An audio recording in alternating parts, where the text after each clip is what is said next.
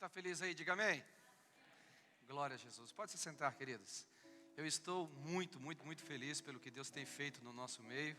Eu estou feliz porque eu sei que a obra que Deus está fazendo aqui é para a glória dEle, mas essa glória, ela só é possível porque cada um de nós entendemos o plano de Deus, a vontade dEle, nos dispomos para o seu serviço, nos dispomos para o louvor da sua glória. Nós já estamos juntos aí, já tem 1 ano e meio que a gente tem caminhado juntos, e neste 1 ano e meio nós estreitamos os relacionamentos, e eu tenho tido o privilégio, de estar junto com o pastor Paulo, com a pastora Juliana. Semanalmente a gente tem encontros, mas muito edificantes. E nessas conversas a gente fala sobre nós, falamos sobre igreja, falamos sobre pastoreio, sobre ministério, e principalmente como desenvolver uma igreja saudável. Quantos gostariam de fazer parte de uma igreja saudável? Diga amém. Aleluia.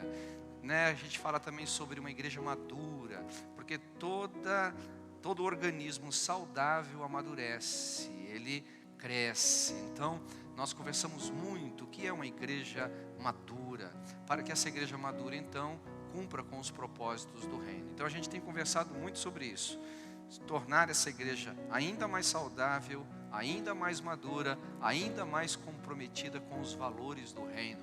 E nossas orações é por cada um de vocês. As nossas orações, os nossos jejuns, as nossas reuniões é para que a gente possa servir cada um de vocês mais e melhor, para que dia após dia, todos nós, como corpo de Cristo, venhamos nos parecer mais com Jesus Cristo. Amém, queridos? Então é uma bênção trabalhar junto com os pastores de vocês. E eu vou dizer uma coisa séria: se eu morasse aqui na região, eu ia escolher essa igreja para congregar, viu? Porque é uma igreja muito abençoada. Estava falando com o pastor Paulo e com a Juliana. Eu já estou acostumando chamá-lo eles de Paulo e Juliana. Daqui a pouco vou chamar eles, vou pôr o apelido deles, aleluia, para quebrar um pouco aí o clima religioso de senhor e tal. Não estou brincando com eles, E a gente tem trabalhado bastante, assim, eu tenho visto a graça de Deus e a dedicação deles. E nesse 1 ano e meio eu tenho visto, vocês compraram um prédio, depois compraram lá o lugar de retiro, agora já reformaram esse prédio. Gente, será que alguém pode dar glória a Deus pelo que o Senhor tem feito aqui? Porque em muitos lugares as pessoas estão desistindo, em outros lugares as portas estão fechando, em outros lugares as pessoas perderam a esperança, e nós estamos nesse lugar comemorando grandes vitórias, podendo celebrar a Deus por realizações, podendo celebrar a Deus, dizendo: Deus, a situação realmente é difícil, ninguém aqui está negando, mas mesmo diante das dificuldades, nós estamos avançando para o alvo, prosseguindo para o prêmio da soberana vocação em Cristo Jesus. Eu acho que nós temos motivos de muita gratidão, de muita alegria em nome de Jesus. Amém, queridos? Aleluia. Então eu tenho muita alegria mesmo em gastar meu tempo, em investir os dons que o Senhor me deu, a graça que o Senhor me deu, para que juntos aqui a gente possa edificar essa igreja saudável, madura e comprometida em viver e propagar os valores do reino. E eu fico pensando, quando acabar toda essa situação difícil do Covid, imagina o quanto que a gente vai fazer, irmão. O marketing vai ser um pulinho para nós, aleluia, Porque eu creio que Deus está fazendo coisas extraordinárias. Deixa eu falar um pouquinho sobre o seminário.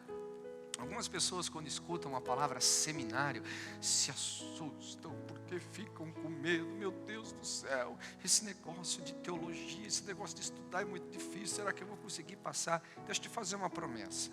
Venha estudar, que eu prometo que você vai aprender. Eu prometo que você vai crescer. Eu prometo que você vai avançar cada vez mais. Venha sem o medo, apenas entregue seu coração. A proposta desse seminário é trazer para você uma palavra revelada. Você não vai apenas aprender sobre letras, você não vai apenas aprender sobre o livro, você vai aprender sobre vida cristã, sobre vida no Espírito, sobre os dons de Deus, sobre a graça. Você vai aprender sobre assuntos tão importantes para a vida cristã. Então, deixa esse medo para lá. Segunda questão que eu quero que você entenda: mas eu não quero ser pastor. Não, esse seminário não é só para pastor. Mas eu não quero ser líder. Esse seminário não é só para quem quer ser líder. Esse seminário é para todos aqueles que querem conhecer melhor a palavra de Deus, querem manejar melhor a palavra de Deus. A Bíblia fala que nós devemos nos apresentar como obreiro aprovado e que manejemos bem a palavra do Senhor. Se nós não investirmos tempo para aprender, certamente a gente não vai aprender, porque conhecimento não se recebe por osmose. Você tem que investir tempo para isso. E eu quero te encorajar então, para que você acredite que todo tempo investido em treinamento nunca vai ser desperdiçado. Nunca vai ser desperdiçado. Eu me lembro no meu primeiro livro, quando eu escrevi sobre isso, eu falei de uma experiência que eu tive com Deus. Eu tinha um Fusca vermelho. Alguém leu meu primeiro livro aqui? Não? Alguém leu meus outros livros? Não? Poxa, estou aqui um grande mercado aqui, viu? Aleluia, né? A próxima vez eu vou trazer aqui um caminhão de livro para vender, né? Mas no meu primeiro livro, eu conto a história do Fusca vermelho. E quem conhece de Fusca, aquele era o Fusca. Pensa o Fusca. Primeiro a cor, era vermelho Ferrari, já tinha muito gosto, né? Só na cor. A roda de Gol GT, as mulheres nem sabem do que eu estou falando, mas os homens já estão aqui falando: eu quero um Fusca desse para mim, né? Roda de Gol GT, banco recaro. Na época não tinha esses rádios muito famosos, era o Rio de Janeiro de gaveta, o Rio de Janeiro 2, que se arrancava ele assim, saía andando na rua exibindo o rádio assim, né? Uau, era demais.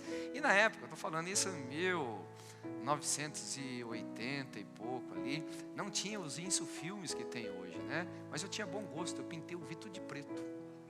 Não enxergava nada, mas era preto, era bonito.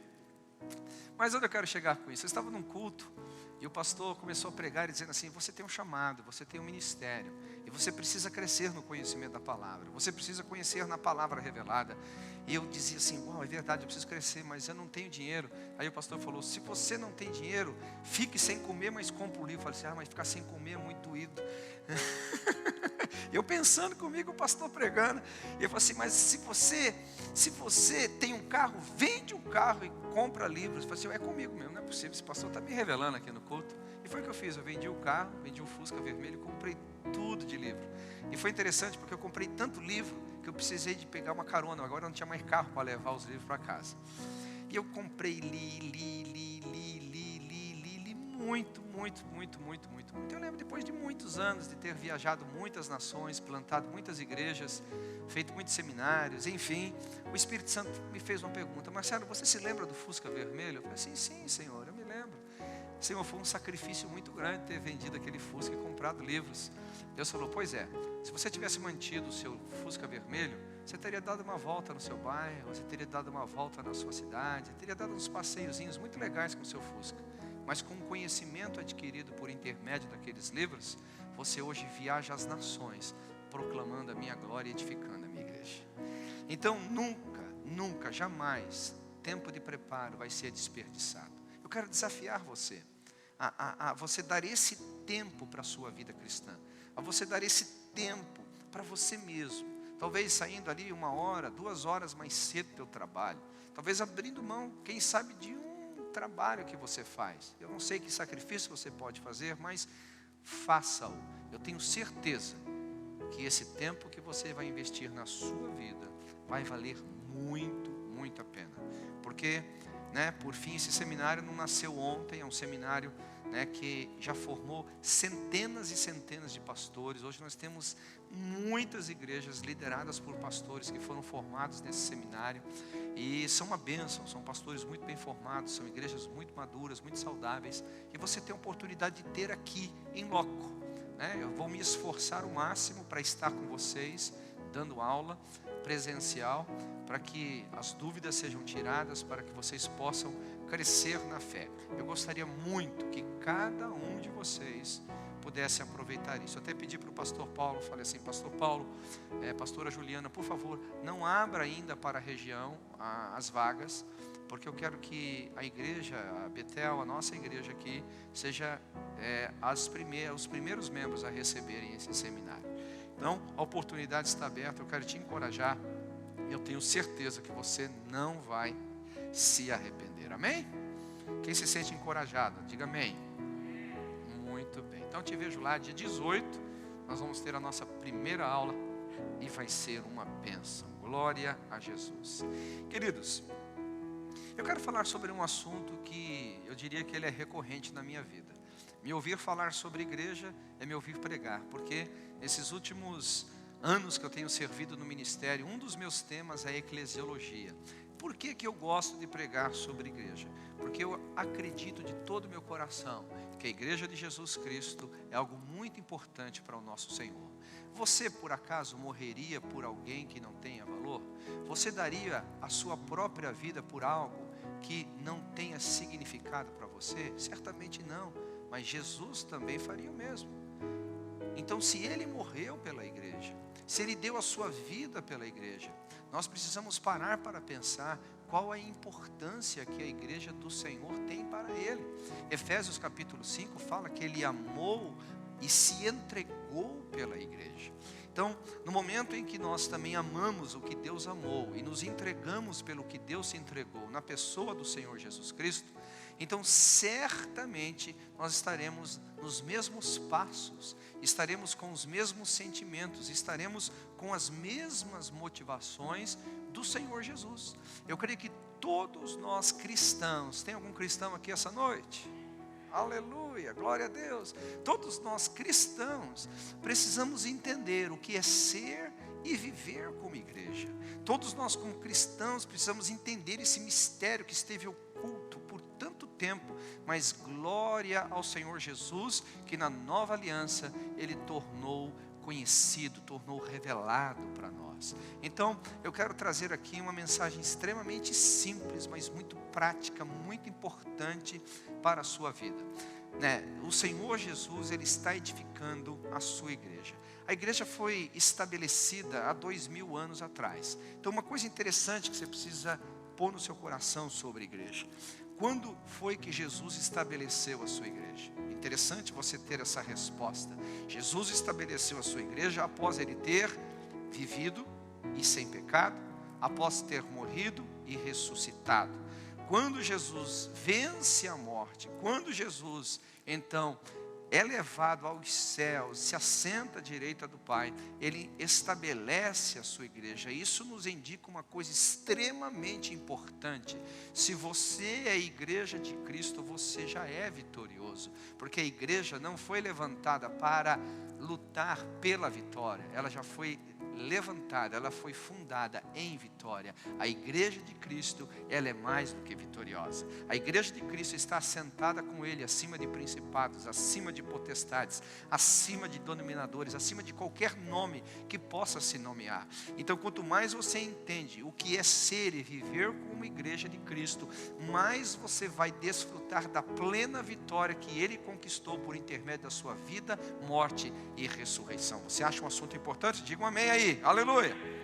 Então, nós precisamos entender agora uma outra questão. Cristo estabeleceu a sua igreja em vitória para proclamar essa vitória entre as nações. E esta é a razão que nós estamos aqui. Nós fomos plantados nessa cidade, nós fomos plantados nessa localidade para que, por intermédio de nós, a igreja de Cristo, esse mistério que esteve oculto nos séculos passados, mas a nós foi revelado, vamos propagar nesta sociedade, iremos propagar nesta vizinhança, iremos manifestar tanto aqui entre nós, entre os irmãos, como também nessa sociedade. Nós somos importantes para o projeto de Jesus, nós somos importantes para que os céus toquem a terra, nós somos importantes para que Jesus seja conhecido neste lugar. Então, eu gostaria que você parasse para pensar sobre a importância que a igreja tem para Jesus e a importância que Jesus quer que a gente dê à igreja na sua localidade que ela está plantada. Bem, aqui nós temos talvez algumas perguntas para se fazer. Porque às vezes quando a gente pensa sobre igreja, a gente pensa em nós, em como nós vamos receber, em como nós vamos ser beneficiados, em como nós vamos ser agraciados. Pastor Jamal, tem alguma coisa errada nisso? Não, você está certo. A igreja de Cristo nos beneficia pessoalmente. A igreja de Cristo, ela nos abençoa. Eu poderia dizer por mim mesmo, tudo que eu sou, tudo que eu tenho recebido por intermédio de Jesus na igreja. Porque meus últimos 30 anos eu tenho vivido igreja de Cristo. Meus últimos 30 anos eu tenho vivido essa família linda e maravilhosa que é o corpo de Cristo. Então não tem nenhum problema eu olhar a igreja para as minhas necessidades, para suprir as minhas questões. Mas ao mesmo tempo, quando eu me limito somente a isso, quando eu olho para mim apenas vendo o meu próprio universo e não vejo a obra por intermédio da minha vida, como eu não vejo eu sendo igreja na sociedade que eu estou inserido, no mínimo eu vou assumir uma postura um pouco egoísta, que não tem nada a ver com o propósito de ser e viver como igreja. A igreja de Cristo, na sua essência, já mostra que ela não é egoísta, porque tem no seu fundador um homem que não amou a sua própria vida, mas se entregou pela igreja. E ele nos encoraja, como está escrito em Filipenses, para que nós também tenhamos o mesmo sentimento que ele teve. Sendo Deus, não usurpou ser igual a Deus, antes se entregou como morte de cruz. Então, a igreja, no seu fundador, na forma dele viver, na forma dele transmitir os valores do reino dos céus, não tem nada de egoísmo, não tem nada de precaução da vida própria, muito pelo contrário, de doação. Então, por um lado, não existe nada de errado em você entrar por essas portas, é a coisa mais certa que você tem que fazer. Se você está procurando um lugar para ser abençoado, este é o lugar para você ser abençoado. Se você está procurando um lugar para ser curado, esse é o lugar para você ser curado. Se você está procurando um lugar para ser restaurado, esse é o lugar para você ser restaurado. Se você está procurando um lugar para ter um encontro real e verdadeiro com Deus, esse é o lugar que você deve realmente buscar. Mas conforme você vai amadurecendo, você vai caminhando em ciclos da vida cristã, você vai deixando um pouquinho a sua vida, você vai deixando um pouquinho as suas necessidades e começa a viver os valores do reino dos céus. Isso nós chamamos de maturidade. Conforme você vai amadurecendo, você vai então estabelecendo uma igreja relevante. E é sobre isso que eu quero pregar. Quantos gostariam que essa igreja local fosse relevante para o seu bairro? Diga amém aí. Muito bem, então estamos aqui na mesma página. Então eu gostaria que você abrisse comigo a sua Bíblia no livro de Atos, capítulo 9, versículo 36 até o versículo 43, e nós vamos ler algumas verdades aqui. Quem já achou aí, diga amém.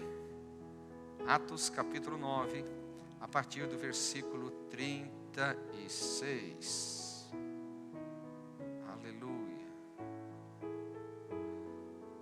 Minha Bíblia foi para o Atos 10 aqui. Deixa eu voltar para o trio. Opa, está aqui. Aleluia. E em Jope havia uma discípula chamada Tabita, que em grego é Dorcas, que se dedicava a praticar boas obras e dar esmolas.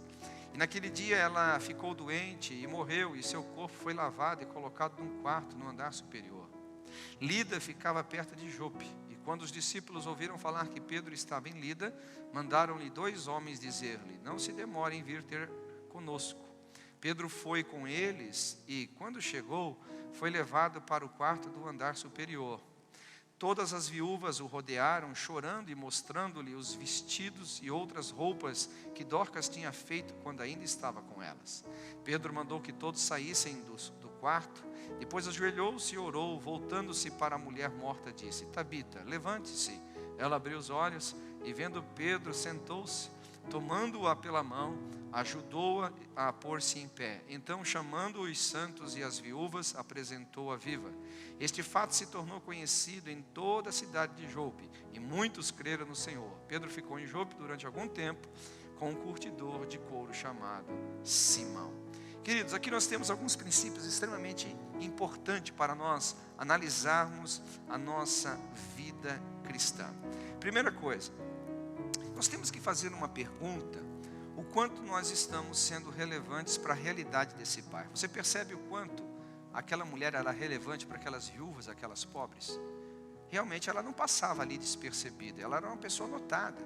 Tanto é que quando ela faleceu, ela fez falta para aquela sociedade, ela fez falta para aquela vizinhança, ela fez falta para o que Deus estava fazendo naquele lugar. Essa é uma pergunta que nós devemos fazer. Porque, por exemplo, nós às vezes chamamos esse lugar de igreja, mas eu gosto de chamar esse lugar de estrutura, para que a gente possa ser igreja. Ou seja, Deus tem dado uma estrutura para a sua igreja. Deus tem dado condições para a sua igreja, para que ela possa servir a sua localidade. E Deus havia dado algumas condições para Dorcas, e ela não havia desperdiçado aquilo. Da forma e do alcance, da influência que ela tinha, a partir dali, ela começou a servir a sua sociedade, ela começou a servir o seu bairro, ela começou a servir a sua vizinhança. Então nós temos que parar para pensar sobre essa característica da igreja relevante. Nós podemos ser relevantes em outras nações, fazendo missões, com certeza. Podemos ser relevantes na vida de outras pessoas distantes daqui, com certeza. Mas acima de tudo, a nossa relevância tem que, a partir daqui, alcançar outras nações. A partir daqui, alcançar outras localidades. A partir daqui, avançando dia após dia. Quando o Senhor Jesus falou para os discípulos a respeito disso, em Atos capítulo 1, versículo 8, ele disse: olha, ide portanto e pregai, né? Ide portanto e anunciai, ide portanto sede minhas testemunhas em Jerusalém, como também Judeia e Samaria, até chegar. Então você vê um contexto, né? Começando em Jerusalém, como também, ainda que a obra aconteça de forma simultânea em Jerusalém, como também Samaria e Judeia, até que nós nunca podemos esquecer da nossa Jerusalém, nós nunca podemos esquecer da nossa localidade, onde Deus nos plantou, onde Deus nos quer. Uma árvore só faz sombra onde ela foi plantada. Uma árvore não vai fazer sombra numa outra nação, exceto se essa semente for levada para lá e da mesma espécie dessa árvore nascer em outra nação. Então nós somos plantados aqui para que façamos sombra, para que possamos ser refúgio, para que possamos ser influência a partir daqui, como também em outras localidades. E isso tem que ser pensado. Não é uma coisa que a gente faz de qualquer forma ou de acidente. Então aqui um outro conceito que eu quero que você entenda. O que vem ser uma igreja relevante? Uma igreja que é intencional nas suas atitudes. Você observa que intencionalmente, Dorcas, ela investia o seu tempo, intencionalmente ela investia o seu dinheiro, intencionalmente ela investia o seu dom, fazendo o quê? Fazendo roupas para as viúvas, dando esmolas para o pobre. Irmãos, deixa eu falar uma coisa para vocês. Milagres não se explica, mas milagres não acontecem por acidente. Escute bem o que eu vou te falar. Milagres muitas vezes não se explicam porque ele tem um viés sobrenatural. Às vezes você não sabe como que ele aconteceu, mas dificilmente milagres acontecem de forma acidental. Deixa eu te mostrar uma coisa. Quando a gente olha, por exemplo, a multiplicação do pão, ele não foi por acidente. Houve uma necessidade essa suprida pela doação do menino. Quando o menino doou intencionalmente os seus pães e os seus peixinhos, houve uma grande multiplicação e muitos se alimentaram. A mesma coisa aconteceu com o azeite da viúva. Não tem explicação, um pouquinho de azeite se transformar em tantas vasilhas cheias. Como é que se explica um negócio desse? Não tem, mas não foi acidental. Aquela mulher intencionalmente, debaixo da palavra do profeta, ela então foi nas vizinhanças e pegou as vasilhas emprestadas e ela derramava o azeite sobre as vasilhas. Quando aquele enchia, propositalmente ela colocava de lado e trazia outra vasilha, e ela intencionalmente derramava na vasilha, quando cheio punha de lado. Então intencionalmente aquele milagre foi vivido. Vamos falar então da viúva que tinha só um pouquinho de farinha, comeria um bolo e morreria, ou um pão e morreria, e o profeta disse para ela: não vai ser assim, você vai e faça primeiro um pão para mim, faça um bolo para mim e depois vocês. Então intencionalmente aquela mulher foi, você tem que entender isso, debaixo da palavra, ela fez o bolo, ela fez a massa, ela assou a massa e trouxe para o profeta, e a partir daquela intencionalidade o milagre aconteceu. Às vezes nós como igreja não entendemos esses segredos dos milagres, ou seja, Deus precisa de uma semente intencional para fazer o sobrenatural.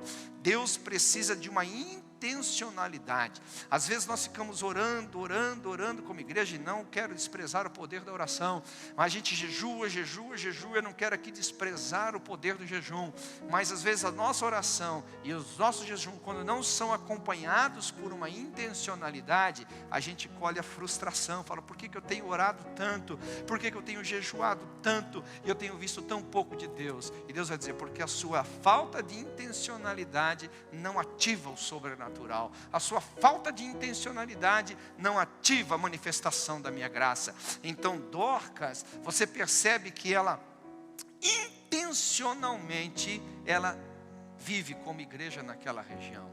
Ela começa a manifestar dentro da influência dela, dentro do que ela tinha em mãos, ela começa a fazer as coisas. Eu sempre digo o seguinte, você nunca vai ver mais doentes curados desde que quando você orar por um. Você nunca vê pessoas mais salvas do que quando você falar de Jesus. Você precisa intencionalmente viver os mistérios de Deus. Eu me lembro uma vez, estava conversando com um cristão, falei assim, poxa pastor, você conta alguns testemunhos às vezes, de pessoas curadas e libertas, é tão lindo ver os teus testemunhos, mas às vezes eu fico pensando, isso nunca vai acontecer comigo. Eu falei assim, vem cá meu irmão, deixa eu falar uma coisa para você.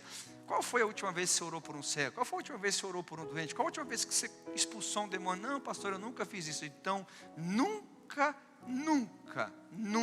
e jamais nunca tem expectativa de alguma coisa que você não plantou uma semente para que dela nasça um milagre. Quem está comigo aqui, diga amém. Então nós temos que ser mais ousados. Nós temos que ser muito mais ousados.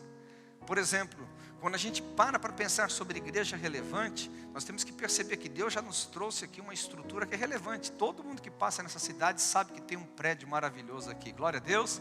Agora fique imaginando, na hora que eles começarem a saber que dentro desse prédio mora um povo, congrega um povo empolgante, congrega um povo feliz, congrega um povo alegre, congrega um povo empolgado com Jesus, um povo ousado, um povo maravilhoso, eles vão querer estar conosco. Você está comigo aqui ou não? Aleluia!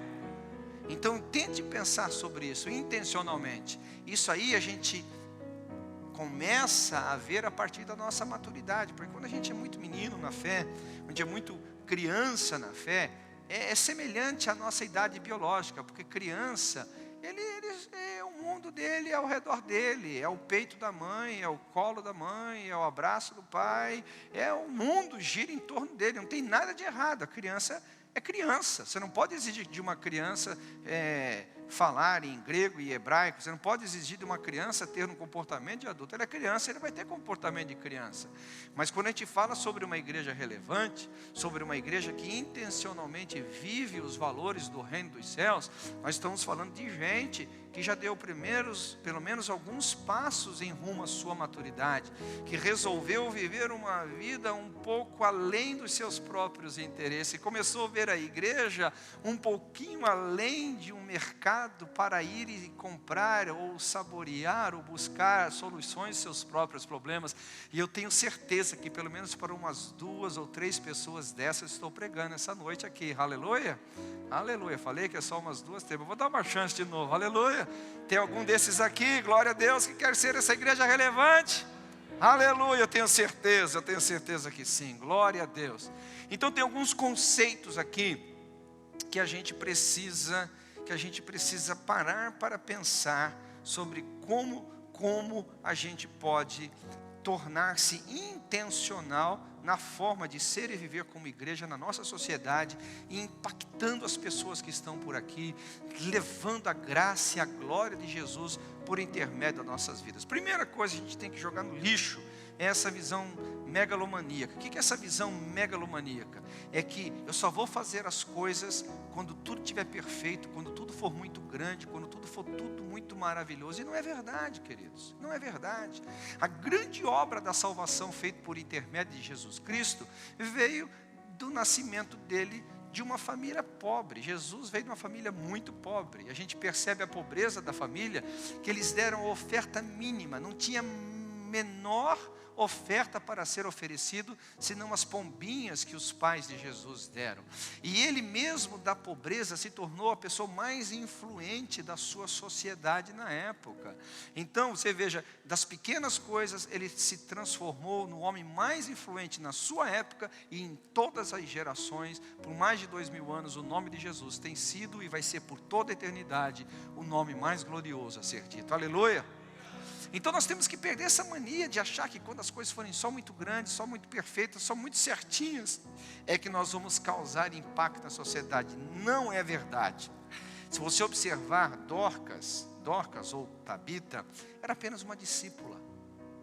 Apenas mais um crente no meio de uma congregação. Apenas mais uma pessoa que entendeu o seu chamado na sociedade. Mais alguém que falou para si mesmo: eu não vou permitir que a minha vida seja desperdiçada. Eu não vou permitir que os meus dons sejam desperdiçados. Eu não vou permitir que os talentos e a graça de Deus da minha vida seja desperdiçada. Aleluia! Alguém que intencionalmente resolveu fazer a diferença a partir da sua vida. Resolveu ser alguém a partir do que ela tinha nas mãos. Então, às vezes, eu fico olhando para as pessoas e digo: não, mas quando eu tiver muito mais conhecimento, não, mas quando eu tiver muito mais dinheiro, não, quando eu tiver muito mais influência. Irmãos, lógico, quando você tiver muito mais conhecimento, você vai fazer mais. Quando você tiver muito mais dinheiro, você vai fazer mais. Quando você tiver muito mais e mais e mais, vai fazer mais. Mas o importante não é fazer mais quando você tem mais, é fazer com o que você tem na mão, é fazer com o que você é hoje. Aleluia, glória a Deus. Está aqui comigo ou não? Agora, uma coisa interessante, você observa que dentro dessa característica aqui, nós vamos descobrir uma segunda verdade aqui. É que Talita ou Dorcas, ela não tomou isso como um peso. Você sabe uma coisa interessante, irmãos? Eu sou cristão. Quem é cristão aqui? Diga amém. Eu sou cristão, eu penso ser um cristão verdadeiro. Eu penso dar um testemunho de um cristão verdadeiro. Eu penso assim, que não sou perfeito, mas eu sou um bom cristão. E eu nunca na minha vida, por esses 30 anos que estou servindo ao Senhor, nunca na minha vida eu achei pesado fazer a obra de Deus. Pesado no sentido de achar que eu estou perdendo a minha vida, de achar que eu estou deixando de fazer outra coisa melhor, de achar que eu estou fazendo outra coisa mais valiosa, mais rentável. Nunca. É cansativo? Lógico que é cansativo. Viajar igual viagem, as nações, fazer seminários, é muito cansativo. Mas eu nunca, absolutamente nunca achei um desperdício. Eu fico olhando assim, às vezes, pessoas como Dorcas, talvez como eu, como o pastor Paulo, como a Juliana, que a gente olha assim como um privilégio. Irmãos, nós estamos servindo a causa mais nobre do universo. Nós estamos servindo o Deus mais poderoso do universo. Nós estamos servindo algo mais glorioso do universo, a igreja de Cristo. Então, a gente percebe que para a gente ser relevante, para a gente poder fazer o que tem que ser feito, não adianta apenas usarmos o que temos nas mãos, mas temos que usar o que temos nas mãos com alegria. Eu não sei se você percebe, mas quando eu prego com alegria. Quando eu prego com fervor. Quando eu prego com prazer e honra. Dizer assim: quem sou eu? Eu não era nada, meu irmão. Eu não tinha nada. Eu era um homem destinado ao inferno, mas por sua graça, o Senhor Jesus Cristo me alcançou. Por sua misericórdia, Ele me deu dons. Por sua misericórdia, Ele me deu a sua palavra e a capacidade de transmiti-la. Então, quando eu faço isso, eu faço com alegria, aleluia, com prazer. Se Deus precisar do meu dinheiro, é com prazer. Se Ele precisar do meu corpo, é com prazer. Se Ele precisar da minha inteligência, é com prazer. Tudo que eu tenho, tudo que eu sou, é para o serviço, para a glória, e eu tomo isso como um privilégio. Aleluia, aleluia, glória a Deus. Está aqui comigo? Aleluia. Você concorda comigo? Dê uma salva de palmas ao Senhor. É um privilégio. Glória a Deus. Esse é o segundo princípio. Porque alegria é contagiante. Você já foi num restaurante, comeu uma comida gostosa, e quando você chegou lá, o garçom parece que acordou azedo, né? é horrível, não é horrível, meu irmão? Estraga seu passeio, estraga seu momento gostoso com a sua família. Mas o inverso também não é gostoso? Quando você chega num restaurante, chega num lugar, você é bem atendido, você vê o garçom feliz, alegre, fazendo o trabalho dele com satisfação. Irmãos, nós os cristãos deveríamos ser o povo que mais serve com alegria, o povo que mais serve com prazer e com contentamento. Glória a Jesus. Sabe por quê? Porque nós recebemos o que ninguém mais poderia nos dar, a vida eterna. Nós recebemos o privilégio que ninguém mais poderia nos dar, servir ao Rei dos Reis e ao Senhor dos Senhores. Nós recebemos o que ninguém poderia receber, o privilégio de sermos instrumento de reconciliação entre Deus e o mundo e Deus. Então isso nunca poderia ser um peso para nós, isso nunca poderia ser para nós um motivo, não, etc e tal. Você observa que Dorcas fazia com alegria, e eu tenho certeza que depois que ela ressuscitou, Dorcas continuou fazendo mais do que já fazia e melhor ainda do que fazia, porque afinal de contas agora ela tinha ido para o céu, né, e voltado, ela tinha muito mais revelação, aleluia.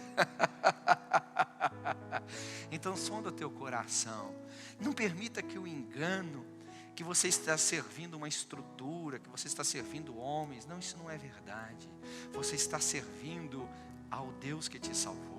Você está servindo a sociedade que precisa da mesma salvação que um dia você tanto precisava. Você está transmitindo essa graça que te dá certeza do amanhã, esse prazer de se relacionar com Deus Todo-Poderoso. Quantos igual a você precisam disso? É um privilégio, é um prazer. É um privilégio, é um prazer. O terceiro princípio aqui é que você precisa olhar para si mesmo com bons olhos. Você precisa olhar para você mesmo com os olhos de Deus. Você mesmo precisa olhar para você mesmo, a forma como Deus te enxerga. Irmãos, eu falei sobre nós temos que viver intencionalmente os milagres de Deus, é verdade. Nós temos que servir a Deus com aquilo que nós temos nas mãos, é verdade. Nós temos que servir a Deus com alegria, é verdade. Mas nós temos que servir a Deus acreditando de que nós somos as pessoas ideais para fazer o que tem que ser feito. Sabe por quê? Porque eu vou falar uma coisa. Entra às vezes no nosso coração um sentimento meio equivocado, dizendo, mas quem sou eu? O que eu posso? Ou o que eu tenho? Irmãos, Deus chamou as coisas loucas desse mundo para confundir as sábias. É o que está escrito na palavra de Deus em 1 Coríntios capítulo 1. Deus chamou os que não são para que fossem. Então eu sempre brinco, no momento em que você se sente nada, que você não tem nada, você é a pessoa mais qualificada para ser usada por Deus. É isso aí, glória a Deus.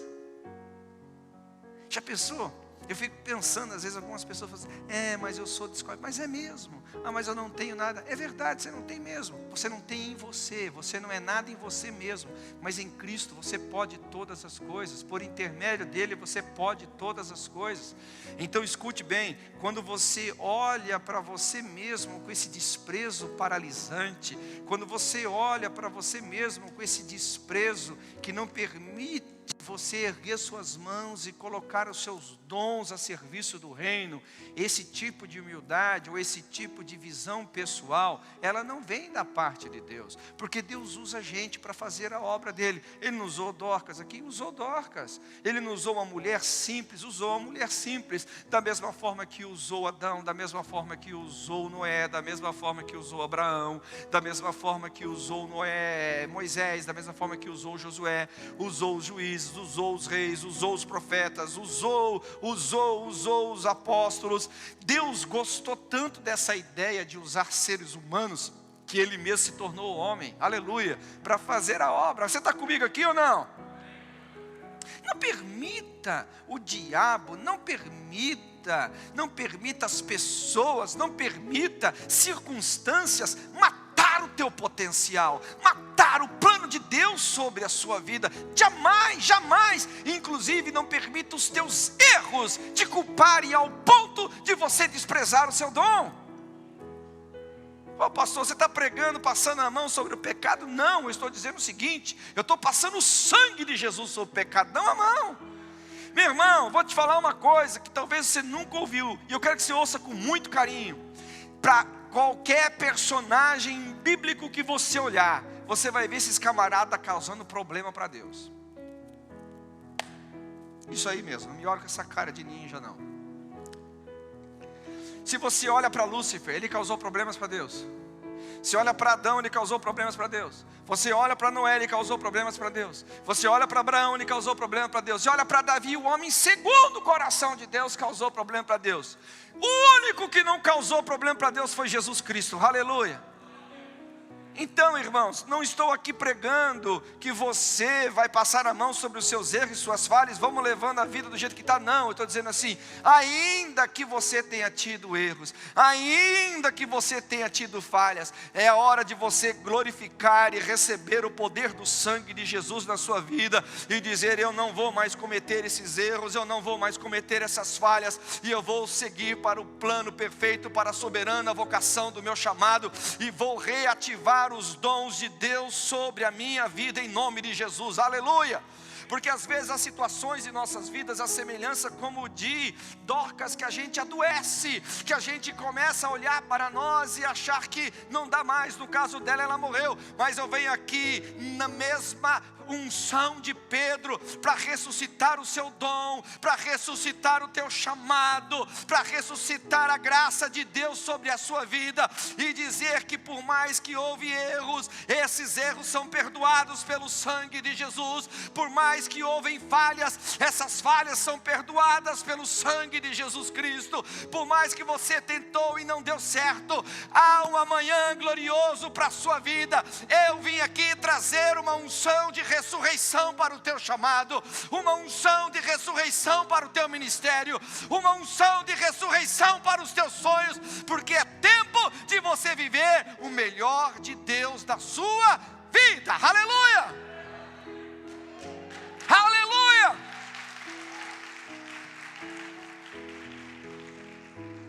É interessante como as pessoas às vezes se permitem ser escravas dos seus erros.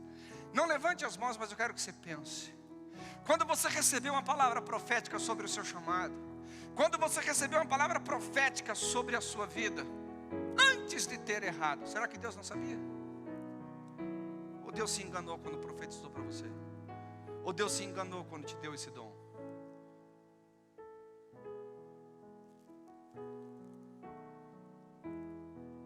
Ah, pastor, mas o cair é do homem, é verdade, mas o levantar é de Deus. Você sabe quando você não se perdoa o que você está fazendo? Você está dizendo assim: o sangue de Jesus não é capaz, suficientemente capaz, de perdoar os meus erros e as minhas falhas. Quando você tentou e fracassou, no mínimo você está negligenciando o princípio da palavra, que diz: quando você entrar numa cidade e não for bem sucedido lá, seja por qual razão, no caso ali o texto fala não ter recebido o seu ministério, sacuda os pós da sua sandália e vá para outra cidade. Ei, eu vim aqui para ressuscitar Dorcas, eu vim aqui para ressuscitar Tabita, eu vim aqui para dizer para você que independente dos seus fracassos pessoais, independente de qualquer coisa que aconteceu na sua vida, o seu chamado, o seu dom, a graça que o Senhor Jesus Cristo te deu, não morreu com essa falha, mas você precisa ser apresentado vivo novamente para a sociedade. Foi o que Pedro fez. Pedro ressuscitou Dorcas e apresentou ela viva para a sociedade. É tempo de você despertar, é tempo de você acordar novamente. Eu estou aqui declarando: você que profetizava vai voltar a profetizar, você que curava em nome de Jesus vai voltar a curar, você que ganhava muito dinheiro e dava na obra de Deus vai voltar a ganhar muito dinheiro e vai ter o coração aberto para dar na obra de Deus. Você que ganhava muitas almas vai voltar a ganhar almas para o Senhor Jesus Cristo. você que tinha visões abertas e intercedia no mundo espiritual como ninguém, vai voltar a interceder como você nunca mais intercedeu. Você que discernia os espíritos, vai voltar a discernir os espíritos. Você vai voltar a ter alegria de servir a Deus e a sua obra, de servir a Deus e o seu povo, de servir a Deus e a sociedade onde Ele te colocou, porque pela palavra de hoje você vai ressuscitar. Aleluia. Você recebe isso no seu espírito? Você recebe no seu coração? Aleluia. Aleluia. Oh, pastor, você não sabe o que eu passei. É até bom que eu não saiba, para não ficar tão incrédulo como você. Irmãos, nem depende do que acontece ou não. Pastor, mas, irmãos, escuta o que eu estou te falando. Uma das coisas que a gente tem que aprender, eu sinto no espírito de falar isso, é que a gente recebe muito fácil o perdão de Jesus, mas a gente lida muito mal com a culpa. Escute bem o que eu estou te falando, pelo Espírito Santo. O problema é que você está aprisionado não é falta de perdão, é falta de culpa. E a culpa está muito relacionada à forma como você lida com você mesmo, a forma como você lida com as situações que você viveu. Você não consegue se perdoar. Você não consegue olhar para você mesmo com olhos de misericórdia. Você não consegue olhar para você mesmo, dando a você uma nova oportunidade de ser aquilo que Deus sempre sonhou a respeito da sua vida, que Deus sempre planejou a respeito de você. Está aqui comigo ou não, queridos? O apóstolo Paulo foi uma pessoa cruel para a igreja, mas se tornou apóstolo. Se você olhar para Moisés, ele foi um assassino e se tornou o profeta da nação de Israel. Se você olhar para Davi, Davi cometeu vários crimes em um só pecado. Ele deveria estar na guerra e não foi para a guerra. Ele deveria se guardar em santidade e adulterou. Ele deveria proteger os seus liderados e colocou seu liderado na frente da batalha para morrer, cometendo assassinato. Gente, e Deus o perdoou. Será que você já fez todos esses pecados de Davi na sua vida? Certamente não. Davi foi muito pior do que você. E Deus o perdoou, Deus o levantou. Então não estou pregando aqui para você chutar o pau da barraca, enfiar o pé na jaca, não. Estou falando, infelizmente aconteceu. Infelizmente você errou. Infelizmente você falhou. Infelizmente as coisas estão acontecendo como você gostaria que acontecesse. Mas não é hora de desistir, não é hora de você olhar para trás, é hora de você olhar para frente. Escute bem, você não vai construir o seu futuro olhando para o passado. Passado não constrói futuro. Ouça-me com atenção. Passado não constrói futuro. Diga comigo bem forte: passado não constrói futuro. 1, 2, 3, vai. Mais uma vez. Por isso que Paulo nos diz: uma coisa eu faço, esquecendo-me as coisas que para trás ficam, eu prossigo para o alvo, para a soberana vocação do Senhor. Aleluia! Aleluia! E às vezes nem tudo na vida que a gente fez que deu errado foi por causa de pecado, simplesmente não deu certo. Irmão, se eu fosse desistir do meu chamado de cura divina, pelas centenas de pessoas que eu orei e não foram curadas, eu não teria centenas de testemunhos de cura. Se eu fosse desistir do meu chamado de ganhar almas, eu teria deixado de ganhar centenas, talvez milhares de almas, simplesmente por causa de algumas dezenas ou centenas que não aceitaram a Jesus por intermédio da minha vida. Você tem uma opção hoje. Você vai ser dirigido pelas suas áreas que você errou, que você fracassou, que a vida não deu tão certo como você gostaria, ou você vai ser dirigido por uma proposta empolgante de tocar uma sociedade, de tocar pessoas, de ser instrumento de Deus para onde Ele te plantou. É uma questão de escolha. O que você escolhe essa noite? Vamos ressuscitar? Vamos nos erguer e ser instrumento de Deus para a nossa sociedade? Quem vai ser, diga amém. Glória a Jesus. Deixa eu te falar um outro princípio aqui. O que me ajuda muito, mas me ajuda muito, eu poder ressuscitar, poder ser alguém, poder ser instrumento da graça do Senhor. Escute bem. Talvez você nunca ouviu um chamado tipo assim: meu servo, eu sou o Senhor.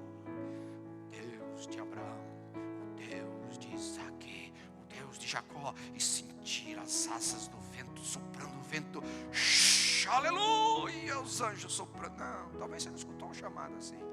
Mas escute, às vezes o chamado não vem de forma tão angelical, não vem de forma tão sobrenatural. Ele simplesmente vem por uma necessidade. Como é que Dorcas serviu a sua sociedade? Como Dorcas se tornou uma igreja relevante para onde ela estava plantada? Simplesmente porque ela viu uma necessidade. Lembre disso, nunca mais esqueça do que você vai ouvir hoje aqui. Todas as vezes que Deus te permitir vir uma necessidade, acredite, de alguma forma Deus está te chamando para ser o provedor dela. Lembra que eu falei que intencionalmente, quando você intencionalmente vive aquilo ali, você então ativa um milagre?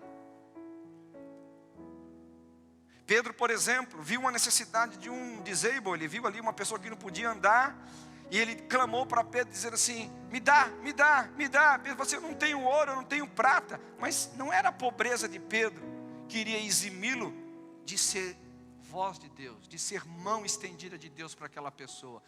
O que eu tenho eu te dou. O que Pedro tinha? Tinha ouro e prata? Não.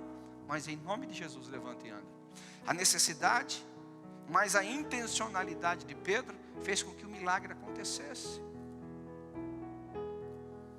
Sempre que você vir uma necessidade, seja aqui e dentro da igreja, seja ali na rua, seja no seu vizinho, seja no seu trabalho, onde quer que você vir uma necessidade, ouça aquilo como um chamado de Deus para a sua vida. Aquilo como uma oportunidade de você ser luz, de você ser sal, de você ser bom perfume da obra de Deus, da glória, para a glória de Cristo. Irmãos, eu posso dizer o seguinte, os maiores milagres que eu já vi na minha vida, as maiores interferências de Deus que eu vi na minha vida, sempre aconteceram em ocasiões muito simples, dentro de necessidades muito básicas da sociedade. Geralmente assim. Então eu vejo, às vezes a gente pensa que servir a Deus é essa coisa meio pirotécnica, meio Spielbergiana, meio que assim, charamanaia, bereguedé. Não, irmãos, nem sempre. Às vezes a coisa vem da forma mais simples que você possa imaginar. Chega com uma notícia na sua casa, o seu vizinho está doente. Ponto, um chamado para você ir lá orar. A Bíblia fala, quando você entrar numa cidade, ore pelos enfermos. Hello, quem está comigo aqui, diga amém.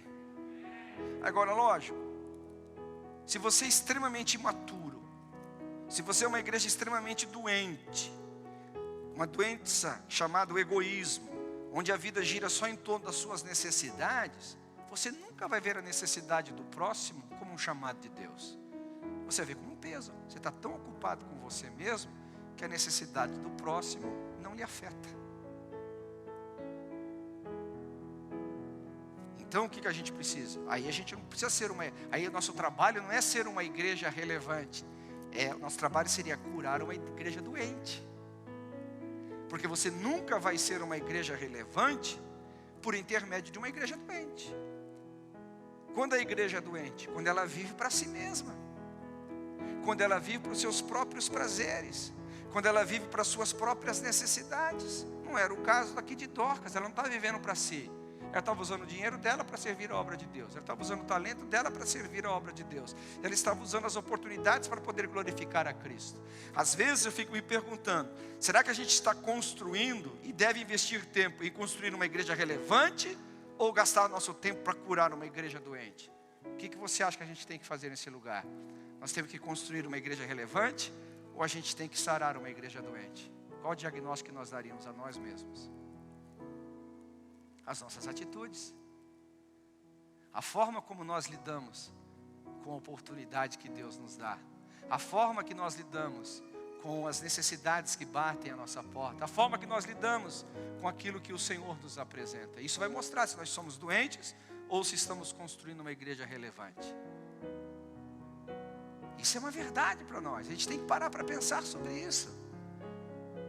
Vamos olhar para nós mesmos e dizer, uau, será que eu estou tão ocupado por mim, comigo mesmo? Será que eu estou tão ocupado com os meus interesses? Será que eu estou tão ocupado preocupado com a minha vida, que as necessidades ao meu redor não me tocam mais. Não pode ser assim, irmãos. Isso não revela Cristo. Isso revela qualquer outro tipo de pessoa, outro tipo de sentimento, mas não revela Cristo. Cristo não veio para servir a si mesmo. Cristo veio para servir aos outros. Então nós temos que parar para pensar. Eu sempre digo assim, que nós não podemos dar uma missão para uma igreja doente. Nós não podemos dar uma missão para gente imatura demais. Mas eu creio que cada um de nós aqui, como igreja de Cristo, nós somos uma igreja saudável, aleluia. Uma igreja que morremos para nós mesmos, mas ressuscitamos para os propósitos de Deus, aleluia. Uma igreja que não procura a satisfação, ainda que necessária, dos próprios interesses, mas procuramos servir a partir do que nós somos, a partir do que nós temos, a partir do nosso nível de influência, a sociedade com as oportunidades que Deus nos dá. Alguém pode dizer amém essa mensagem aqui ou não? Alguém recebe do Senhor? Diga amém. Aleluia. Então, outra coisa interessante, que eu já falei, mas agora eu vou explicar um pouquinho, é o seguinte: a gente às vezes despreza demais, não apenas a nossa vida, mas desprezamos demais o que nós temos nas mãos. Por exemplo, o meu dom, um dos dons específicos que eu tenho na minha vida é a comunicação. Deus me deu isso. E por que eu falo que é um dom?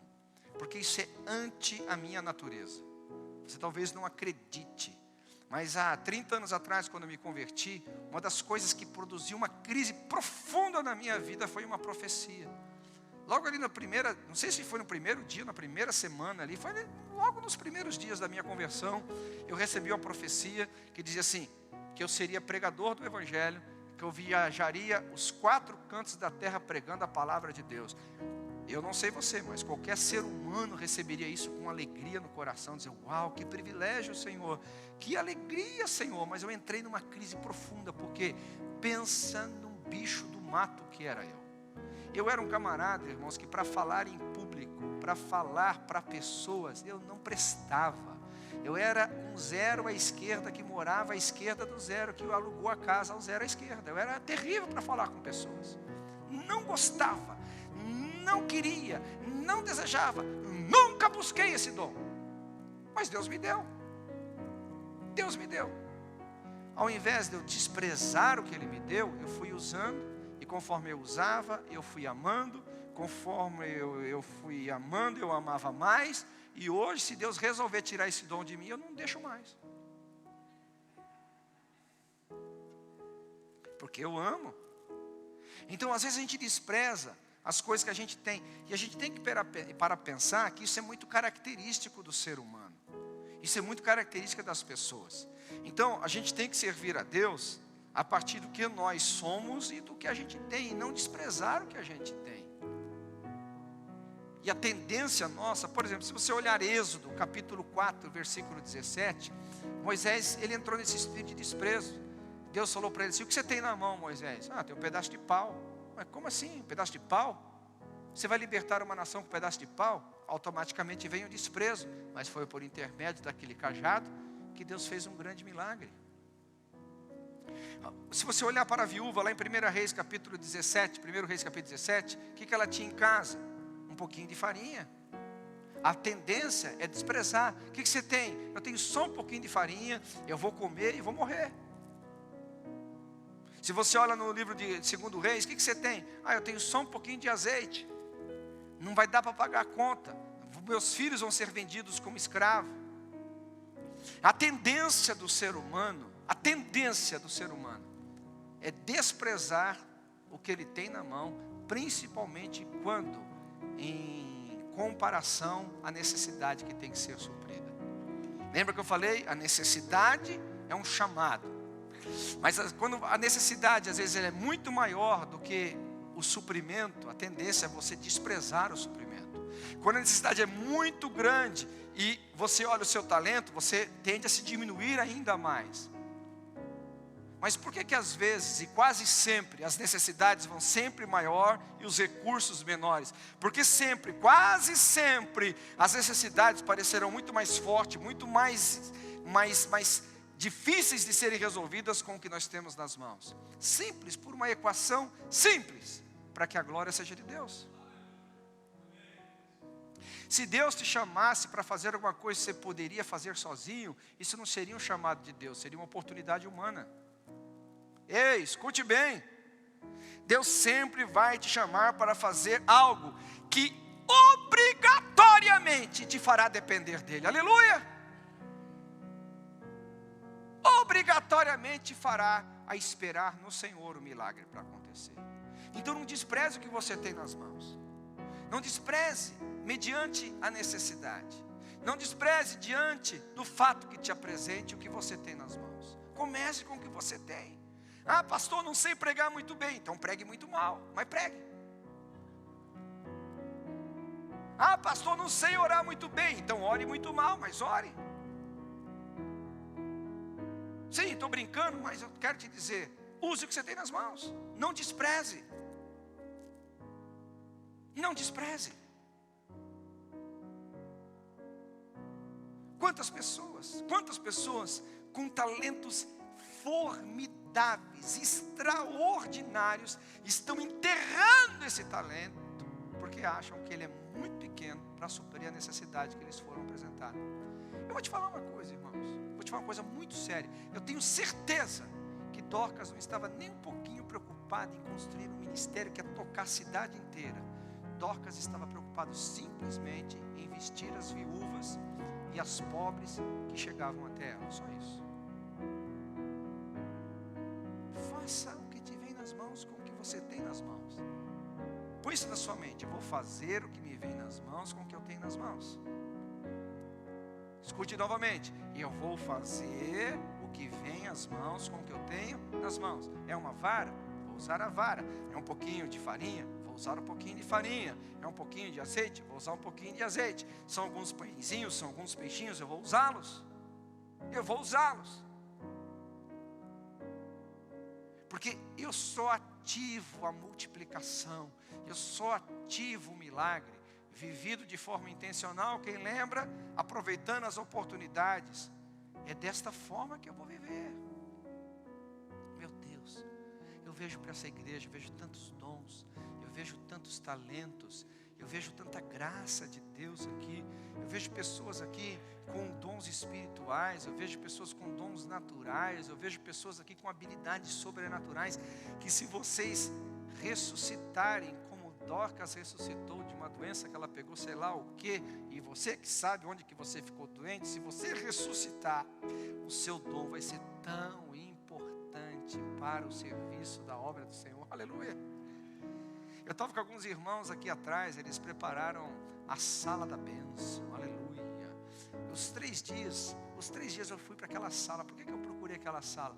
Porque eles estavam usando os dons deles de uma forma tão simples, mas tão extraordinária, servindo. Chegava lá, tinha um cafezinho, e tinha um pãozinho de queijo, e tinha um queijinho, e tinha um chazinho. Eu até perdi o culto.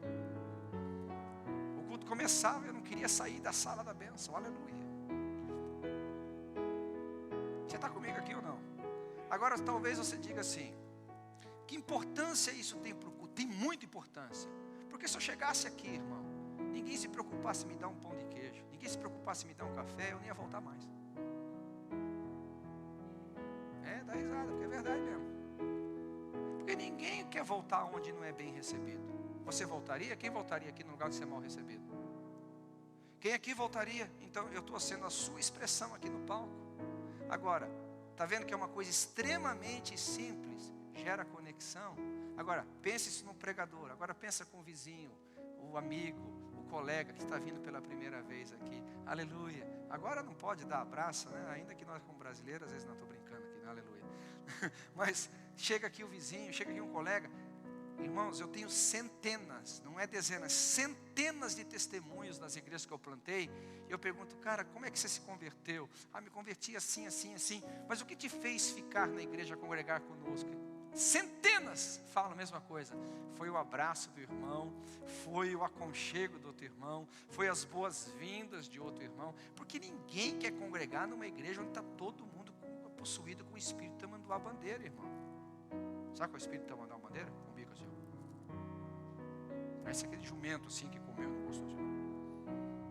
Não, todo mundo gosta de uma igreja alegre, uma igreja feliz, uma igreja contente, uma igreja ainda que com essa máscara não dá para ver a tua alegria, mas os olhos estão radiando, aleluia.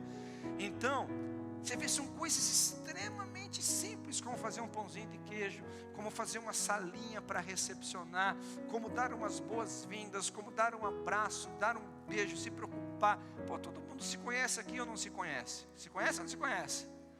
Se chegar um visitante aqui, irmão, todo mundo sabe que ele é visitante, aleluia. Então, aleluia, vai todo mundo lá, fala assim, oh, que bênção e tal, que você está aqui, glória a Deus, seja muito bem-vindo e tal. Então vamos tomar um café essa semana junto. O cara vai ficar assim, poxa, que igreja que é essa? É a igreja de Jesus Cristo, aleluia.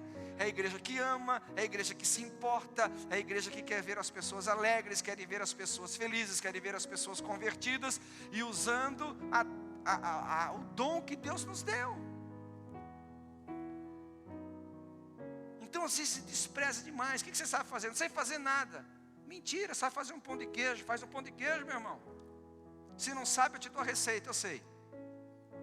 Vou criar aqui o ministério do pão de queijo. Aleluia.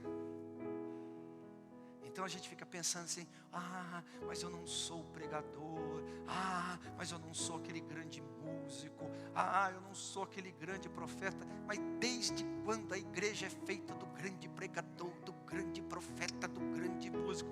Todos são importantes. Irmãos, eu vou te falar uma coisa, as pessoas não ficam numa igreja só porque tem um grande pregador, só porque tem uma boa música, só porque tem grandes dons. As pessoas ficam na igreja porque tem crentes verdadeiros que se amam, que se respeitam, que se encorajam, que pela própria vida que tem, encorajam eles a acreditar na vida deles e no chamado deles, aleluia. Está comigo aqui ou não? Isso é uma igreja relevante para o que Deus está fazendo, relevante para a sociedade onde ela está inserida. Simplesmente fazendo o quê? Roupa. Dá para perceber? Dorcas mudou uma cidade fazendo roupa. Dorcas tocou uma cidade fazendo roupa. E ela nem era sócia do Giorgio Armani.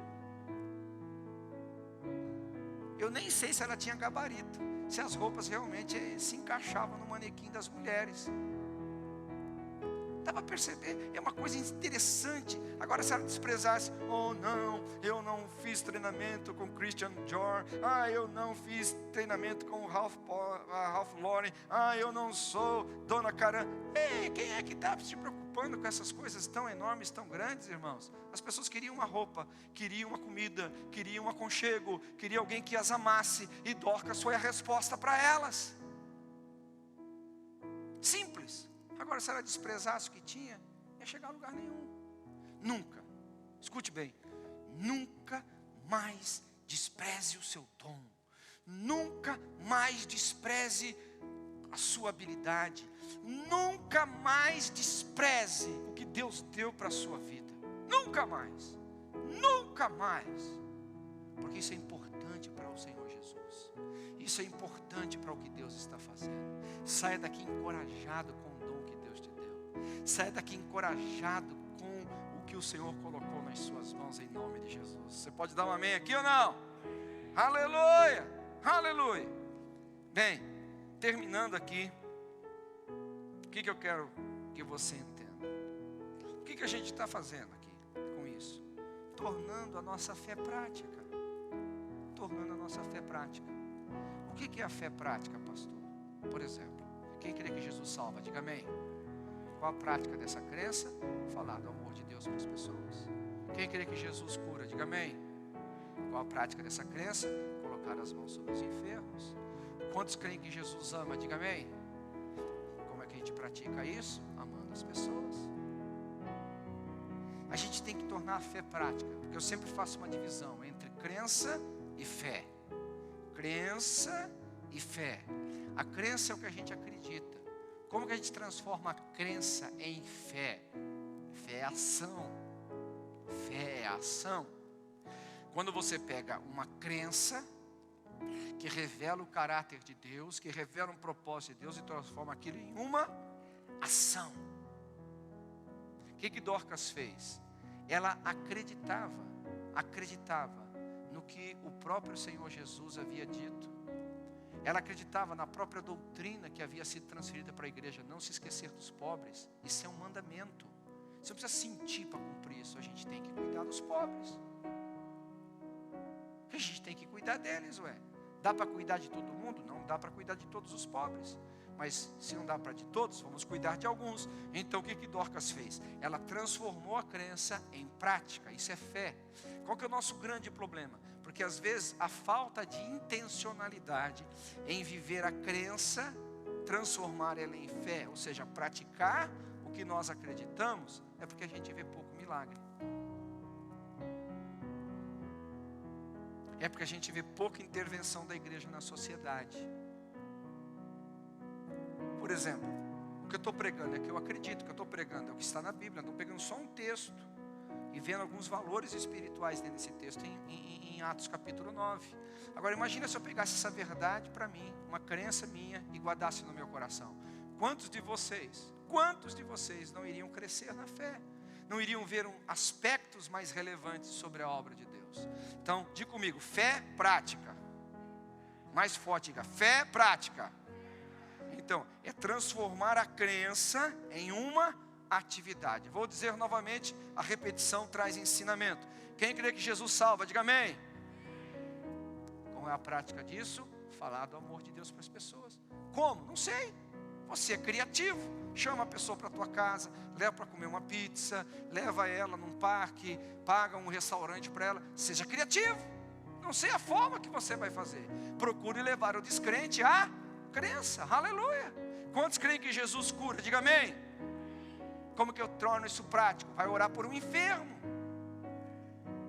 Não sei aonde. Procure um hospital. Procure um hospital. Ah, pastor, o que eu vou fazer no hospital? Orar por um doente.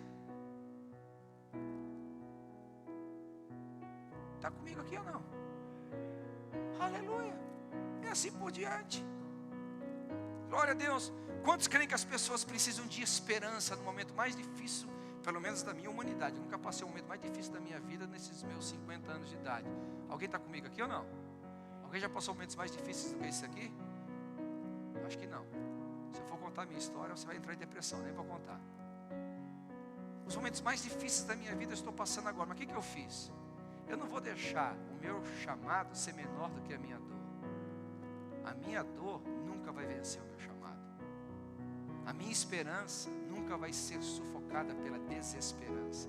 Porque eu creio que com a consolação que eu sou consolado, eu devo consolar. Por que eu estou pregando aqui? Porque eu quero consolar vocês, dizendo que mesmo em meio a uma pandemia, mesmo em meio a um mundo quebrado, em meio à desesperança, nós temos coisas maiores para viverem. Nós temos alegrias surpreendentes nos esperando. Quem está comigo ou não? Estou transformando a crença em ação. O que você acredita? Transforme isso numa ação. Transforme isso num ato relevante. Você vai observar como que Deus usa isso. Fé em ação. Agora, como é que eu transformo a minha crença em ação? Vou te falar uma coisa. Quando você enxerga duas coisas: a dignidade de Cristo de receber o seu serviço e o amor que você tem pelo próximo. Ou seja, amar a Deus e amar o seu próximo. Se você ama a Deus de todo o seu coração, quem aqui é cristão, diga amém. Você tem que amar a Deus. Agora, como que você ama a Deus não amando o seu irmão? Impossível. João diz: como que você pode amar a Deus que não vê e odiar o seu irmão que vê? Então, o que me faz eu tornar a minha crença em prática é quando eu sou livre de mim mesmo. Irmão, pensa numa escravidão, o egoísmo. Pensa numa escravidão, o homem que não consegue enxergar outro problema senão apenas o dele. Pensa numa escravidão, o homem que pensa apenas resolver a sua própria vida e não existe mais ninguém no universo em que ele habita. Isso é uma escravidão, isso é um poço sem fim, aquela areia movediça que quanto mais você se debate, mais você afunda. Você vai observar que tem muito mais alegria, tem muito mais conquista, muito mais de Deus, quando você viver num universo onde você não é o centro dele. É o que Dorcas fez. Ela mostrou o seu amor por Deus, amando pessoas. Amando pessoas. Colocando o dinheiro dela, porque ela tinha que comprar os tecidos, tinha que comprar a linha. Ela amou pessoas investindo o tempo dela. Ela amou pessoas usando os dons dela. Ela amou pessoas porque ela amava Deus. Você nunca vai conseguir tornar a sua crença em prática se você não amar a Deus e as pessoas. Ah, pastor, amor a Deus. Vou te falar o que é amor a Deus. Aquele que tem os meus mandamentos e os guarda, esse é o que me ama. Amor a Deus é a prática do mandamento. Tem gente que ama a Deus ao ponto de criar ranho, de tanto chorar. Mas é um amor fingido, é um amor que não leva de nada a lugar nenhum. O amor a Deus é quando eu transformo as minhas crenças em prática. Paulo falou, eu não tenho a minha vida preciosa a mim mesmo. Por quê? Porque ele encontrou o amor de Deus e resolveu amar a Deus amando pessoas de forma abnegada. Escuta, estou te falando, é para o teu bem, não é para a tua vergonha. A maior escravidão que um homem vive após a sua libertação, escute, a maior escravidão que um crente vive após a sua libertação. O que significa isso? Mesmo sendo livre do pecado, do mundo perdido, há muito crente que é escravo de si mesmo. E eu vou te dizer que essa escravidão, ela é tão doentia, ela é tão mortal quanto qualquer outro tipo de pecado.